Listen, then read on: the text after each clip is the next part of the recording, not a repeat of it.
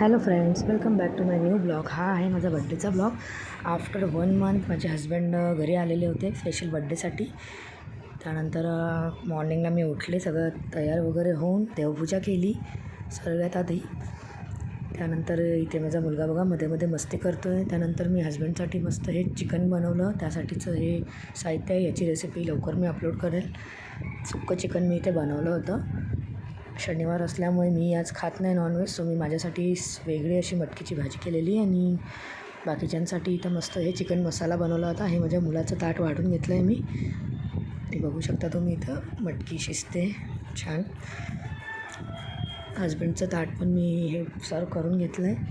त्यानंतर संध्याकाळी हा बड्डेचा लूक आहे. आज शनिवार आहे, सो मी शनिवारी मारुतीच्या मंदिरात दिवा लावायला जाते. त्यानंतर थोडंसं फोटो सेशन वगैरे केलं. मध्ये मध्ये मुलं वेगळं काहीतरी करत आहेत इकडे. त्यानंतर आम्ही चौघंजणं मग गेलो मंदिरामध्ये. तिथे दिवा वगैरे लावला. मुलांनाही घेऊन गेले होते मी मंदिरात. हा इथं पाय पडतो आहे बाप्पाचे. त्यानंतर विवानने दिवा वगैरे लावला. त्यानंतर आम्ही हॉटेलमध्ये पार्सल भाजी घेण्यासाठी गेलो.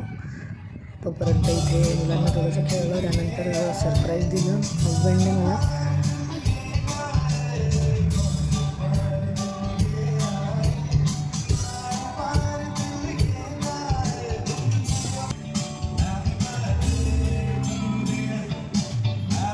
मग आम्ही घरी आलो. त्यानंतर केक कटिंग वगैरे केलं. थोडंसं एन्जॉयमेंट केलं सगळ्यांनी.